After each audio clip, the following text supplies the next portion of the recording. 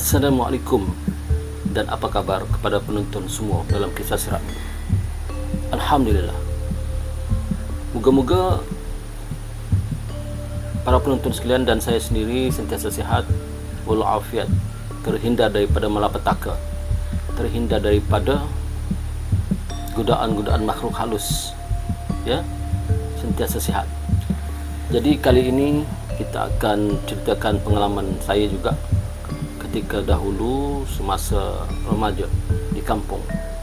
Di kampung kami ketika itu, ya biasalah orang-orang kampung tinggal di atas air. Maknanya bukanlah kampung yang seperti ada orang buat rumah, ada batang dan rumah di atas batang, bukan. Tapi ini rumah tepi laut. Rumah tepi laut seperti rumah kampung air. Tepi laut, dan namanya pun kampung air. Kampung air namanya kerana dia di tepi laut. Tepi laut ni artinya seperti tepi pantai lah. Dia tempat kampung kami itu sebenarnya kampung dulunya asal hutan bakau. Hutan bakau, tapi telah dibersihkan, dijadikan kampung. Dan sampai hari ini ramailah yang tinggal di kampung kami itu. Jadi ceritanya, permulaan ceritanya adalah yang menyebabkan kisah ini menjadi ingatan saya dan saya kongsikan dengan para penonton semua yang menonton channel ini. Kisah ini memang kisah seram, ya, memang kisah seram. Saya dapat rasakan daripada dahulu hingga kini masih teringat-ingat cerita ini. Padahal cerita ini lebih kurang 20 tahun yang lalu. Mengisahkan bahawa biasalah di kampung kami ini keluarga-keluarga semua akan berkumpul, ya, akan berkumpul ketika adalah majlis seperti majlis perkahwinan, majlis kanduri arwah dan sebagainya. Jadi yang saya nak ceritakan ini adalah satu majlis di kampung kami, bukanlah majlis kematian ya, keluarga meninggal, tidak, tapi majlis keramaian, iaitu majlis perkahwinan. Jadi berkumpullah semua sanak saudara, suku sakat semualah, ya, daripada sepupu-sepupu sebelah ayah dan sepupu-sepupu sebelah ibu, adik-beradik ayah, adik-beradik ibu, semua berkumpul. Alhamdulillah, ya, yang jauh yang dekat datang.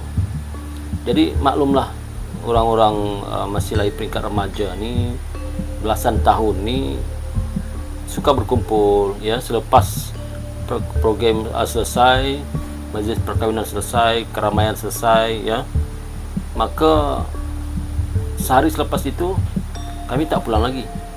Sebab kampung kami ini sebenarnya dia berada di satu tanjung, ya, dia bukan pulau tapi satu tanjung, yang mana untuk masuk ke kampung kami ini kena menaiki sampan juga, ataupun bot kecil ataupun perahu lah. Untuk sampai ke kampung itu makan masa, kalau bot laju lebih kurang 20 minit. Kalau kapal besar itu, kapal yang nelayan itu, mungkin hampir-hampir 50 minit lah, begitu, lebih kurang begitu.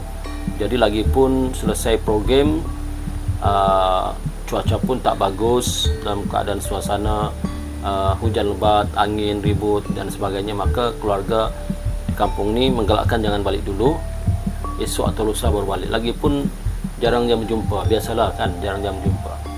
Jadi kampung arwah nenek saya tu dan kira keluarga saya lah, ya, dia memang letaknya betul-betul di tepi pantai, tebing pantai, dan ada tiang yang tinggi. Tiang yang tinggi, kalau kita lihat dari atas memang tinggilah, nampaklah laut itu. Cuma biasalah orang kampung, lantainya dibuat daripada kayu, dinding pun daripada kayu, atap dahulu tu masih lagi dibuat daripada atap nipak dan sebagainya, ada zinc lah, atap zinc. Kemudian lantai itu pula jarang-jarang, ya, dia tak rapat, jarang-jarang. Jadi kisahnya dah selesai semua ni, malam yang kedua tu, iaitu selepas waktu isyak, dah selepas makan lah. Biasa di kampung ni dulu-dulu memang awal lah orang-orang tidur, sebab waktu dulu rancangan TV pun ada, cuma masalahnya TV tidak ada pula. Yang ada pun TV hitam putih.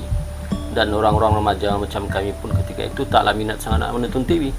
Biasanya menonton jugalah, tapi ikutlah orang-orang tua dulu, iaitu cerita-cerita lama 60-an ya, cerita ataupun cerita-cerita klasik seperti P. Ramlee dan sebagainya lah. Tapi malam tu orang-orang tua, keluarga-keluarga lama-lama mungkin keletihan ya, sebelah pakcik sebelah makcik keletihan, mungkin sehari sentuk bekerja untuk majlis perkahwinan, maka mereka tidur awal, sekitar pukul 9 dah tidur.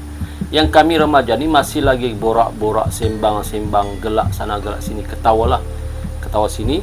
Tiba-tiba ada sepupu saya yang mencadangkan, bagus kita, dia kata, bagus kita malam ni, malam terakhir kita di kampung ini, marilah kita buat satu teka-teki. Sebab besok kami dah balik lah, pagi-pagi balik. Jadi malam ni malam terakhir berkumpul. Maklumlah, jarang berkumpul. Kumpul pun kalau ada majlis kenduri kahwin, majlis ada orang meninggal dan sebagainya, keluarga meninggal dan sebagainya. Maka adalah kawan yang buat teka-teki. Peringkat awal tu teka-teki tu senang lah, mudah lah, mudah, senang ya. Tetapi dah masuk beberapa jam kemudian ada pula soalan yang susah. Maka ketika itulah Aronik saya berkata, cucuku semua tidurlah, tak elok, dia kata, tak elok membuat teka-teki malam-malam gini, tak bagus ya, nanti ada orang bawah yang menyahut baru kamu tahu. Nenek saya tu macam menakutkan kami lah, tapi kami tak percaya,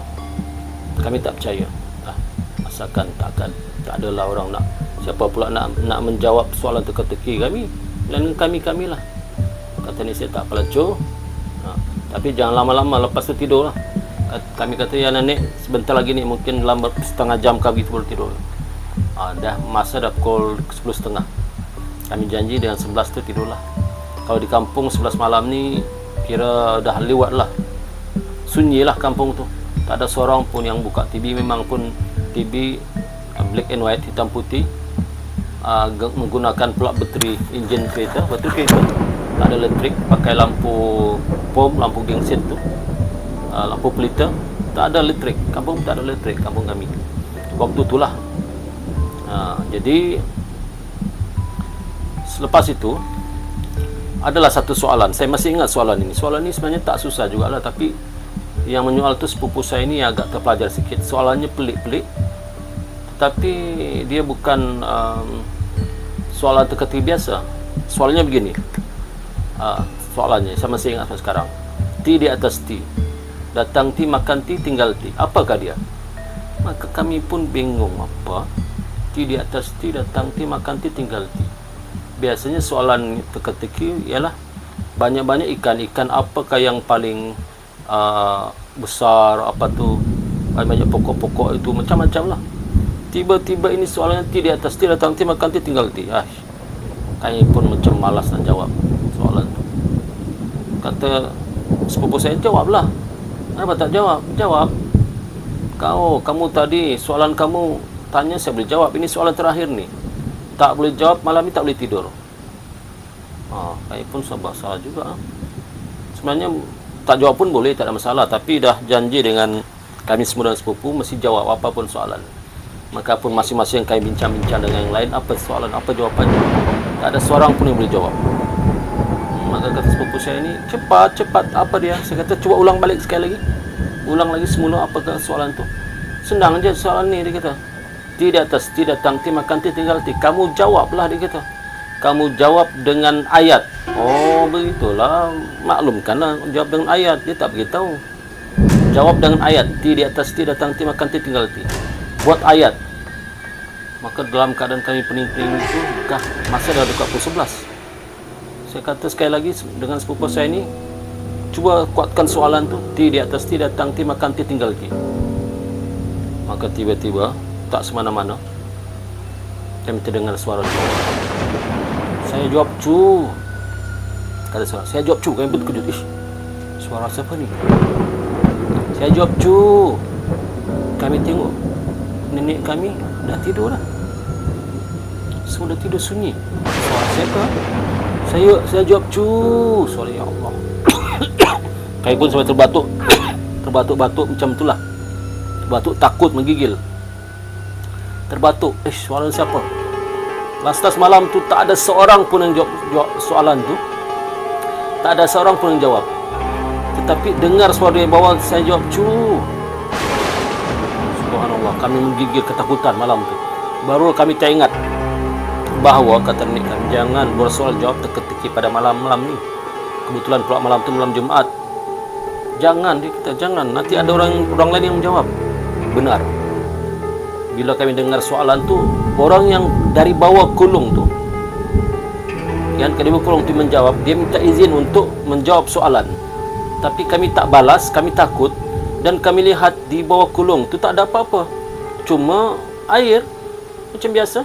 Tiang tinggi rumah air, ombak lembut lah. Sebab di tepi pantai, ombak menghempas lembut. Ombak menghempas lembut ke tebing. Tak ada apa-apa pun di bawah. Mustahil nenek kami turun ke bawah dalam keadaan air yang begitu pasang dalam. Nah, maka pada malam tu kami semua takut menggigil, pucat muka. Pucat muka, masing-masing pucat. Nampak seolah macam mayat lah.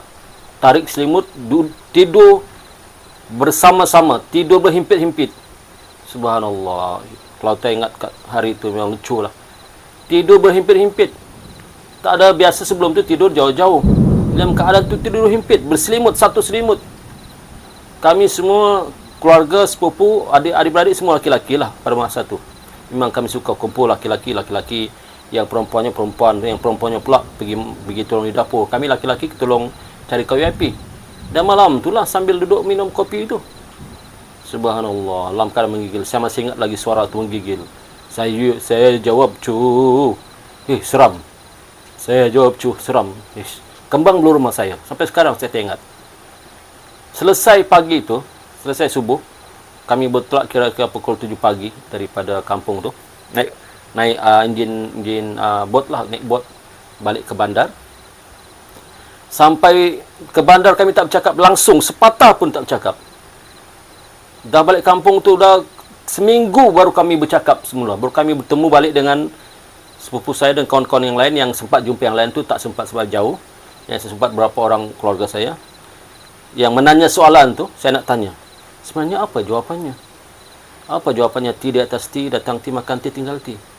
Dia kata jawapan tu senang. Ada di soal cikgu kami di sekolah. Oh, apa jawapannya? Dia tak jawab lagi. Kenapa kamu tak boleh jawab malam tu? Saya kata saya nak jawab lah. Tapi bila dengar soalan ni itu saya menggeletar, tak jadi jawab. Subhanallah, saya kata. Jadi apalah jawapannya? Apa jawapannya? Dia kata begini.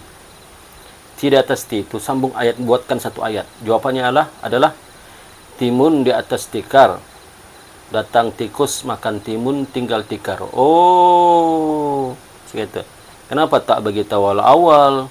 Rupanya itu jawapannya senang saja. Timun di atas tikar, datang tikus, makan timun, tinggal tikar. Itu maknanya ti di atas ti, datang ti, makan ti, tinggal ti. Aduh, pening. Jadi, itulah sejarah. Saya ingat ya, cerita ketika di kampung dulu, zaman remaja lagi ya. Lebih kurang 20 tahun yang lebih lah. Tak silap saya 20 tahun ke, 25 tahun, 23 tahun ke, ataupun 30 tahun ke. Tak silap saya mungkin 30 tahun lah mungkin. Tak silap saya, bukan 20 tahun, 30 tahun lah yang lalu. Tahun 80-an tak silap saya lah. Saya pun tak ingat. Memang ke satu, kampung kami itu masih, sampai sekarang pun tak ada elektrik. Cuma sekarang kerajaan dah bagi kemudahan pasang gunakan cahaya matahari itu, apa panggil? Apa guna cahaya matahari itu? Pakai itulah. Ya. Pakai itulah sekarang. Sekolah pun sudah ada, dulu tak ada sekolah lagi, sekarang sekolah ada sekolah rendah. Penduduk pun makin ramai alhamdulillah. Ya, dan sana pun dah bukan setakat TV hitam putih, bahkan ada yang dah pasang astro. Aduh, kalau dengarlah kisah dulu-dulu saya terbayang-bayang. Tapi sepupu-sepupu saya itu pun dah sekarang pun ada yang tak ada, yang berkahwin, yang pergi jauh ya. Nah, kami pun bila jumpa mesti ingat. Mesti dia tersenyum, mesti mereka akan tersenyum. Cuba jawab ti di atas datang ti, makan ti, tinggal ti, mesti tersenyum. Dan inilah kenangan kami, kenangan manis dan kisah seram yang saya nak kongsikan kepada penonton semua. Jadi cukup untuk itu pada malam ni. Kita bertemu lagi dalam siri seram yang akan datang. Nantikan cerita selanjutnya. Assalamualaikum.